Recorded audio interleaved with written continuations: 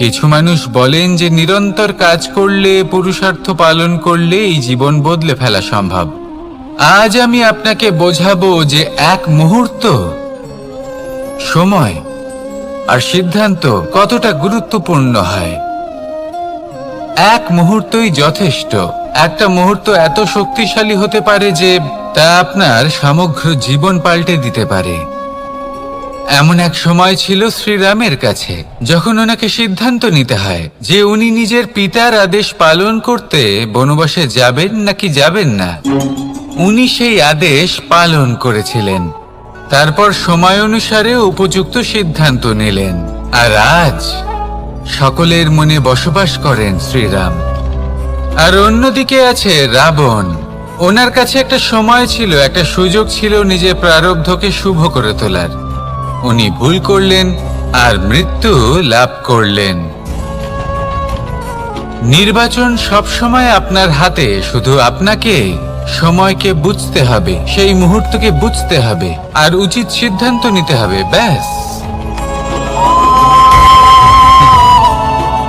বুঝতে শিখুন এই সময়ের দাবি কি, বুঝতে শিখুন এই সময়ের ইচ্ছে কি, আর উচিত সিদ্ধান্ত নিন। আর আমার সাথে ভালোবেসে বলুন, রাধা রাধা। জ্ঞান এবং অহংকার, এই দুইয়ের মধ্যে সম্পর্ক কোথায়? সম্পর্ক ঠিক সেরকম যেরকম হাত এবং কাঁকনের, যেমন চোখ এবং দৃষ্টির সম্পর্ক। এবার আপনি বলবেন, এ আমি কি বলছি? জ্ঞান এবং অহংকারের এমন সম্পর্ক কি করে হতে পারে? দেখুন, যে ব্যক্তি জ্ঞানী, যার কাছে জ্ঞান রয়েছে এবং তিনি জানেন যে তার কাছে জ্ঞান রয়েছে, তার মধ্যে নিজে থেকেই অহংবোধ জাগ্রত হয়। খুব কম সংখ্যক এমন জ্ঞানী ব্যক্তি আছেন যারা নিজেদের অহংকারের বিষয়ে আঁচ করতে পারেন। প্রকৃত জ্ঞানী হলেন তিনি, যিনি নিজের জ্ঞানের সদ্ব্যবহার করে অহংকারকে দূর করেন। উচিত সময় বুঝে যান, নিজের অন্তর যাচাই করে এই বিষয়টা দেখেন যে তার অন্তরে অহংবোধ জাগ্রত হচ্ছে এবং নিজেকে সেখানেই থামিয়ে দেন, যাতে অহংকারের পথে তিনি অগ্রসর না হয়ে যান। এই অহংকার কখন উচিত, কখন অনুচিত, কখন প্রয়োগ করা উচিত, উচিত নয়, কখন বাধা দেওয়া উচিত, এটা শেখা অত্যন্ত প্রয়োজনীয়। আর যদি এটা আপনি শিখতে পারেন, তাহলে আপনি একজন জ্ঞানীও হয়ে উঠবেন এবং সুখীও থাকবেন। তাই মনে রাখবেন, এই জ্ঞান নিয়ে কখনোই অহংকার করবেন না, বরং সবসময় নিজের অহংবোধের বিষয়ে প্রকৃত ধারণা রাখবেন। আসুন আমার সাথে ভালোবেসে বলুন, রাধা রাধা। আমাদের জীবনে 7 ধরনের সুখ আছে, আর সেগুলো লাভ করার জন্য আমরা অত্যন্ত প্রচেষ্টা করি। কিন্তু কোনো প্রচেষ্টা করার পূর্বে তা কিভাবে করব সেটা বোঝা খুব প্রয়োজন, আর সেখানেই আমরা ভুল করে থাকি। যে কাজটা আমাদের পরে করা উচিত, সেটাই আমরা আগে করে বসি। আপনাকে স্পষ্ট করে বোঝাই, প্রত্যেক সুখের সাথে 2টি ক্রিয়া জড়িত থাকে। এবার যখন আমরা ধনের কথা বলি, তখনও 2টি ক্রিয়া জুড়ে থাকে। প্রথম ক্রিয়া হলো ধন অর্জন করা, দ্বিতীয় ক্রিয়া হলো ধনের ব্যবহার করা। আর জীবনে ধনের ব্যবহার করার পূর্বে ধন কিভাবে অর্জন করতে হয় তা শেখা অত্যন্ত প্রয়োজনীয়। আমরা মন্দিরে যাই, ভগবানের আরাধনা করি, তার জন্য পুজো করি, ওনাকে প্রসন্ন করতে চাই, কিন্তু তার আগে ভগবানের ওপর আস্থা রাখা প্রয়োজনীয়। যদি আপনার অটল বিশ্বাস থাকে, তবেই আপনি প্রকৃত ভক্ত হয়ে উঠতে পারবেন। এবার যদি আপনি বক্তা হয়ে থাকেন, শ্রেষ্ঠ বক্তা হতে চান, এই সংসারের সামনে নিজের বক্তব্য রাখতে চান, তাহলে কথা বলার পূর্বে কথা শুনতে শিখুন। তবেই আপনি একজন শ্রেষ্ঠ বক্তা হয়ে উঠতে পারবেন। জীবনে সম্পর্ক স্থাপন করার আগে সম্পর্ক বজায় রাখতে শিখুন। তবেই আপনি একজন প্রকৃত সাথী হয়ে উঠবেন। জীবনে পরাজয় মানার পূর্বে বিজয়ী হওয়ার চেষ্টা কিভাবে করতে হয় সেটা শিখুন। তবেই আপনি একজন নিপুণ ব্যক্তি হয়ে উঠবেন। অন্তিম এবং সবথেকে গুরুত্বপূর্ণ কথা, জীবনে ভালোবাসা লাভ করার পূর্বে ভালোবাসা প্রদান করতে শিখুন। তবেই আপনি একজন প্রকৃত প্রেমী হয়ে উঠবেন। আসুন আমার সাথে ভালোবেসে বলুন, রাধা রাধা। এই সংসারের সব থেকে বড় যুদ্ধ কোনটা? দেবসুরের যুদ্ধ যা অনেক বছর ধরে চলেছিল, নাকি রাম রাবণের যুদ্ধ, নাকি মহাভারত? না, সংসারের সব থেকে বড় যুদ্ধ হলো সেইটা যা নিজের সাথে লড়া হয়, নিজের মনের সাথে লড়া হয়, নিজের অন্তরের সাথে লড়া হয়। এটাই সব থেকে বড় যুদ্ধ। এবার নিজেই দেখুন আপনার সব থেকে বড় শত্রুকে। আপনার স্বার্থ, আপনার কামনাগুলি, আপনার অহংকারগুলি, যা আপনাকেই নষ্ট করে দেয়। যদি এদের ওপর আপনি বিজয় লাভ করতে পারেন, তাহলে ধরে নিন এই সংসারে সবার ওপরে আপনি বিজয় লাভ করতে পারবেন।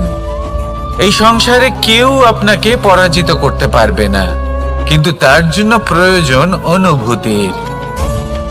অনুভূতি ভালোবাসার, অনুভূতি অনুপ্রেরণার। যে ব্যক্তি ভালোবাসতে পারেন এবং প্রেরণা দিতে পারেন, তিনি চিরকাল জয়লাভ করতে পারেন। নিজের কাছে ভালোবাসার এক অস্ত্র রাখুন আর প্রেরণার এক ঢাল। জীবনে কেউ আপনাকে পরাজিত করতে পারবে না। আসুন আর আমার সাথে ভালোবেসে বলুন, রাধা রাধা। সৌন্দর্য। মানুষ নিজের সৌন্দর্যের বিষয়ে কতটা ভাবে, চায় যে সে সব থেকে বেশি রূপবান হবে, সব থেকে বেশি সুন্দর হবে। কিন্তু সৌন্দর্যের পরিভাষা কি তা কি সে জানে? কোনো মাকে জিজ্ঞেস করুন, ওনার জন্য সৌন্দর্যের পরিভাষা ওনার সন্তান। কোনো ভক্তকে জিজ্ঞেস করুন, ওনার জন্য সৌন্দর্যের পরিভাষা ওনার ভগবান। শ্রীরামকে জিজ্ঞেস করুন, ওনার জন্য সৌন্দর্যের পরিভাষা হলো হনুমান। ভাঙা হানু, ফুলে যাওয়া মুখ, দেখতে গেলে উনি বানর, লম্বা লেজ, এত নিরীহ যে ওনাকে অমূল্য মালা দিলে সেটা ছিঁড়ে তার ভেতরে শ্রীরামকে খুঁজছিলেন। কিন্তু ওনার ভাবনা কত সুন্দর। উনি এটা বিশ্বাস করেন যে সংসারের যতই মূল্যবান জিনিস দিয়ে এই মালা তৈরি করা হোক না কেন, যদি এর মধ্যে শ্রীরাম না থাকেন, তাহলে এর মধ্যে কোনো অর্থ নেই। সৌন্দর্য রূপে নয়, ভাবনায় নিহিত থাকে। যদি আপনি সৌন্দর্য প্রাপ্ত করতে চান, তাহলে তা কর্মে নিয়ে আসুন, ভাবনায় এবং বিচারে নিয়ে আসুন। এই সৌন্দর্য আপনার সাথেই থাকবে। যদি আপনি সৌন্দর্যকে রূপের মধ্যে খোঁজেন, তাহলে কিছুক্ষণের জন্য পাবেন। সেই সৌন্দর্য সময়ের সাথে হারিয়ে যাবে। সৌন্দর্য যদি পেতে চান, খুঁজতেই চান, তাহলে হৃদয় খুঁজুন, কর্মে খুঁজুন। মন প্রসন্ন হয়ে বলবে, রাধা রাধা। এই সংসারে মানুষ জন্মগ্রহণ করেন, বড় হতে থাকেন, পুরুষার্থ লাভ করেন, অর্জন করেন। অর্জন করা আসলে কি? বেশিরভাগ মানুষ বলেন অর্জন করা অর্থাৎ ধন সম্পত্তি অর্জন করা। আর কি অর্জন করা যায়? আর কি লাভ করা যায়?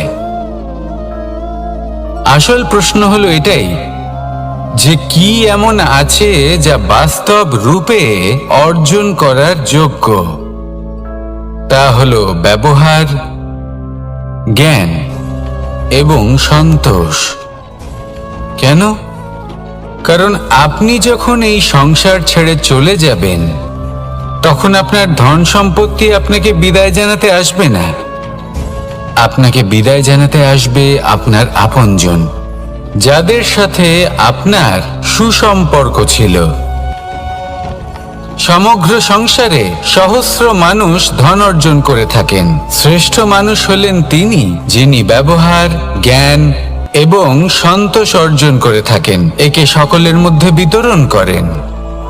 তাই এটাই করুন, আর আমার সাথে ভালোবেসে বলুন, রাধা রাধা।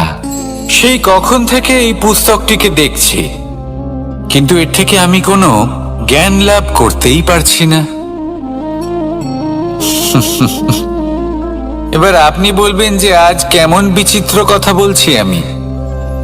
যদি এই পুস্তক থেকে আমাকে জ্ঞান লাভ করতে হয়, তাহলে শুধুই তাকিয়ে থাকলে হবে না। আমাকে এই পুস্তককে খুলতে হবে, পড়তে হবে, তাকে বুঝতে হবে, তবেই তো জ্ঞান প্রাপ্তি হবে। বড়ই সহজ একটা ব্যাপার, কিন্তু একে যাপন করা অত্যন্ত কঠিন, তাই না? আপনি নিজেকেই দেখে নিন। আপনার কাছে অনেক জ্ঞান রয়েছে। সহজ থেকে সহজতর জ্ঞানের কথা যদি বলি, আপনি এটুকু তো জানেন যে সত্যি কথা বলা ভালো কাজ, দান করা হলো পুণ্যের কাজ। আপনি জানেন যে পরিশ্রম করলে সাফল্য আসবে। এই জ্ঞান তো আমাদের কাছে রয়েছে, এমন অনেক জ্ঞান আমাদের কাছে রয়েছে, কিন্তু আলস্যের কারণে, অবহেলা করে আমরা শুধু এই জ্ঞান প্রয়োগ করতে পারি না, এই জ্ঞান যাপন করতে পারি না, একে আচরণে প্রয়োগ করতে পারি না, সেই জন্য দুঃখী হয়ে যাই। তাই আপনার কাছে যা যা জ্ঞান আছে, যা যা জ্ঞান আপনি লাভ করেছেন, সেই জ্ঞান যাপন করা শুরু করুন, জীবনে প্রয়োগ করতে শুরু করুন। এই মন প্রত্যেকটি মুহূর্তে প্রসন্ন থাকবে, আর লক্ষ্য প্রাপ্ত করে এই মন বলবে, রাধা রাধা। একটা জলের ফোঁটাকে ফোঁটা নামে সম্বোধন করা হয়। অনেক ফোঁটা একত্রিত হলে সাগরের রূপ ধারণ করে। শুধু একটা পাতাকে পাতা বলা হয়, অন্য অনেক পাতার সাথে একত্রিত হলে তা গ্রন্থের রূপ ধারণ করে। একটা মাত্র সুতো অন্য সুতোর সাথে মিলিত হলে বস্ত্রের রূপ ধারণ করে। অনেক সংখ্যক ইট একত্রিত হলে মহলের রূপ ধারণ করে। সৈন্যরা একত্রিত হলে সৈন্যদল তৈরি হতে পারে। এটা হলো শক্তি সংগঠনের, এটাই হলো শক্তি একতার। তা সে বনস্পতি হোক বা কোনো ব্যক্তি হোক, কোনো মনোভাবই হোক, যদি একা থাকে তাহলে দুর্বল হয়ে পড়বে। যদি সংগঠিত থাকে তাহলে শক্তিও বাড়বে, আর আপনাকে সামনে এগিয়েও নিয়ে যাবে। তাই এই একতায় বিশ্বাস রাখুন, আর আমার সাথে ভালোবেসে বলুন, রাধা রাধা। এমন কিছু রয়েছে মানুষের মনে, তাদের জীবনে এমন এক আবেগ যা সর্বজন বিদিত, যা সবাই জানেন যে উপস্থিত আছে, সেটাকে আমরা সমস্যা বলে থাকি। এমনিতে আমরা সকলেই জানি যে এমন কোনো গৃহ নেই যেখানে মৃত্যুর ছায়া পড়েনি, এমন কোনো বৃক্ষ নেই যার দ্বারা ওষুধ তৈরি সম্ভব নয়, এমন কোনো অন্ন নেই যা সময়ের সাথে বিষ বা অমৃতে পরিণত হতে পারে। এবার এই সমস্যাগুলি কোনো ব্যক্তির জন্য সমস্যা হতে পারে, কিন্তু নিজে থেকে এরা কোনো সমস্যাই নয়। এরা আসে আমাদের সাহায্য করতে, আমাদের কিছু শেখাতে। আপনি নিজেই দেখুন, পর্বতের শিখর থেকে কোনো এক পাখি পড়ে গিয়ে নিজের প্রাণ ত্যাগ করলো। সেটা কখন সম্ভব? যখন সেই পাখি ওড়ার চেষ্টাই করে না। তখন যখন কোনো ব্যক্তি জলে পড়ে যান এবং ডুবে গিয়ে নিজের প্রাণ হারান, এর সম্ভাবনা কখন বেশি থাকে? যখন সেই ব্যক্তি সাঁতার কাটার চেষ্টাই করেন না। তখন এই সমস্যা প্রত্যেকের জীবনে থাকবেই, কিন্তু এটা মনে রাখা প্রয়োজনীয় যে কোনো সমস্যা পরিস্থিতির কারণে সমস্যা হয়ে ওঠে না। এই পরিস্থিতি যখন আমাদের সামনে আসে, আমাদের তা কঠিন মনে হয়। আমরা নতমস্তক হয়ে পড়ি, ভয়ভীত হয়ে পড়ি, তার সম্মুখীন হতে পারি না। তখন তা সমস্যার রূপ নেয়। দৃঢ় হয়ে দাঁড়িয়ে থাকুন সাহসের সাথে, এই পরিস্থিতিগুলির সম্মুখীন হন। দেখবেন সমস্যা কখন সাফল্যে পরিণত হবে আপনি জানতেই পারবেন না। আসুন আমার সাথে ভালোবেসে বলুন, রাধা রাধা। এই সংসারে কখনো কোনো ব্যক্তিকে তার বাইরের পোশাক দেখে বিচার করার চেষ্টা করবেন না। এটা খুব বড় ভুল করবেন। যেমন আমরা জীবনে অনেক সময় এমন করি, ধরুন কোথাও একটা গাছ দেখলাম, খুব বিশাল আকারের একটা গাছ, যেটা মাটির থেকে অনেক উঁচুতে পৌঁছে গেছে, যার বিশাল শাখা আছে। সেগুলো দেখে আমরা ভাবি যে এই গাছে হয়তো কত সুস্বাদু ফল আছে। আমরা সেই গাছের পরিচর্যা করতে থাকি। আবার অন্যদিকে হলো একটি তৃণ, যেটা মাটি থেকে কিছুটা উঁচুতে পৌঁছেছে, কিন্তু সেই তৃণর নিচে, মাটির নিচে অত্যন্ত সুস্বাদু ফল বা সবজি জন্ম নেয়, যা আমাদের স্বাস্থ্যের পক্ষে অত্যন্ত উপকারী। সেই জন্য কখনো আবরণ দেখে কাউকে বিচার করতে চেষ্টা করবেন না। তার বদলে এটা বোঝার চেষ্টা করুন যে আপনার সামনে যে ব্যক্তি আছে বা বস্তু আছে, তার বিশেষত্ব কি। যদি এই বিশেষত্ব বোঝার ক্ষমতা আপনি অর্জন করেন, যদি এই শিল্প আপনি নিজের ভেতরে জাগ্রত করেন, তাহলে এই সংসারে বিশেষত্ব কি সেটা আপনি জানতে পারবেন। আর এই সমস্ত খেলা দৃষ্টি থেকে নয়, দৃষ্টিভঙ্গি থেকে জন্ম নেয়। দৃষ্টিভঙ্গি সবসময় শুভ রাখুন, আর আমার সাথে ভালোবেসে বলুন, রাধা রাধা। যখন মানুষের মৃত্যু হয় তখন কি হয়? অনেক সংখ্যক মানুষ শোক পালন করতে চলে আসেন। যে ব্যক্তি মৃত্যু লাভ করেছেন তার অনেক বস্তু থাকে যেগুলো তার প্রিয়, যেগুলো তিনি ব্যবহার করেছেন। তার শয্যা, তার বস্ত্র, তার আভূষণ সবকিছু তার থেকে বিচ্ছিন্ন করা হয় এবং খালি হাতে তাকে শ্মশানের উদ্দেশ্যে রওনা করা হয়। আমি আপনাকে এই প্রশ্ন করতে চাই, আপনি এই সংসারে কি অর্জন করেছেন? ধন সম্পত্তি, বস্ত্র, আভূষণ, এই সব কিছু যে আপনি অর্জন করেছেন, আপনার মৃত্যুর পরে তা আপনার থেকে দূর হয়ে যাবে। এর উত্তর হলো একটাই, আপনার কর্ম। শুধু সেটাই আছে যে একান্ত আপনার, আর শুধু সেটাই এই সংসার থেকে চলে যাওয়ার পরেও সংসারেই জীবিত থাকবে।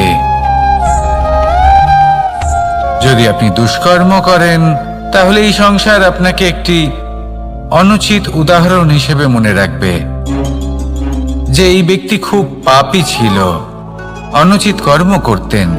যে পথে তিনি চলেছেন সেই পথে কারোর চলা উচিত নয়। সেখানেই যদি আপনি সৎকর্ম করেন, তাহলে সংসার চিরকাল এটাই বলবে যে খুব ভালো মানুষ ছিলেন, সবাইকে ভালোবাসতেন, সবাইকে সাহায্য করতেন, আমার খুব প্রিয় মানুষ ছিলেন। এটাই হলো শ্রেষ্ঠ কর্ম। সেই জন্য জীবনে শুধুমাত্র ধন সম্পত্তি, আভূষণ এই সব অর্জন করতে গিয়ে নিজের মনোনিবেশ করবেন না। শ্রেষ্ঠ কর্ম করুন। সংসার থেকে চলে যাওয়ার পরেও এই কর্মই এই সংসারে আপনাকে জীবিত রাখবে। আসুন আমার সাথে ভালোবেসে বলুন, রাধা রাধা। আমরা সবাই সূর্যকে সম্মান করি, ওনাকে শ্রদ্ধা করি, ওনাকে পুজো করি। এই সূর্য আমাদের শক্তি প্রদান করেন, প্রকাশ প্রদান করেন। কখনো কখনো উষ্ণতা এতটাই বাড়িয়ে তোলেন, এতটাই তপ্ত করে তোলেন, আমাদের একথা মনে হয় যে আমাদের এই শরীর জ্বলে যাচ্ছে। তখনও আমরা বিরোধিতা করি না, তাকে কটু কথা শোনাই না, আমরা সসম্মানে তা গ্রহণ করি। কেন? কেন করি? কারণ আমরা জানি যে সন্ধেবেলা যখন সূর্যাস্ত হবে তখন শুধুমাত্র অন্ধকার বাকি থাকবে। ঠিক কিছুটা এরকমই হয় আমাদের মাতা পিতাও, যিনি আমাদের জন্ম দেন, আমাদের ভরণ পোষণ করেন, আমাদের বড় করেন, আমাদের প্রেম প্রদান করেন।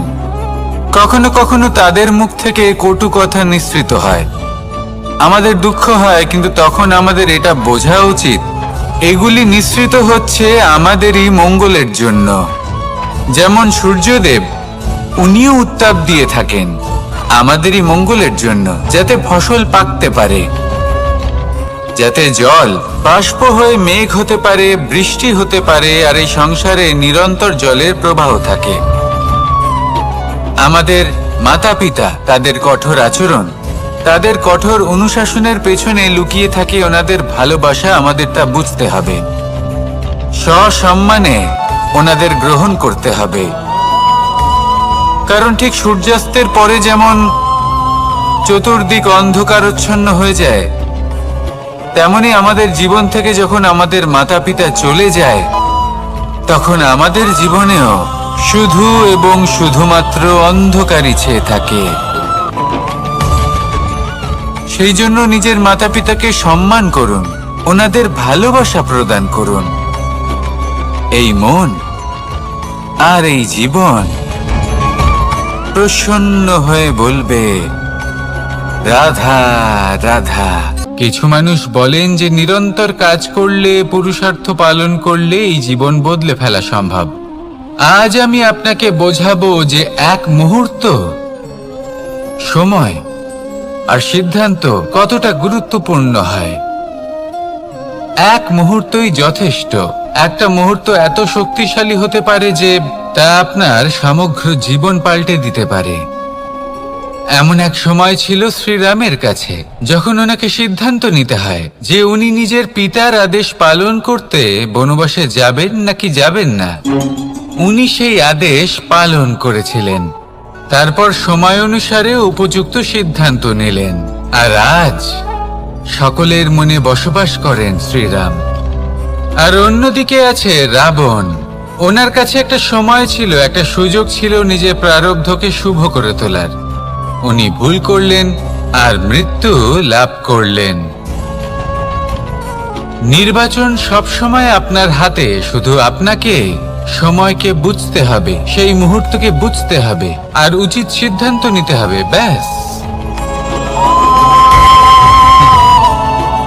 বুঝতে শিখুন এই সময়ের দাবি কি, বুঝতে শিখুন এই সময়ের ইচ্ছে কি, আর উচিত সিদ্ধান্ত নিন। আর আমার সাথে ভালোবেসে বলুন, রাধা রাধা।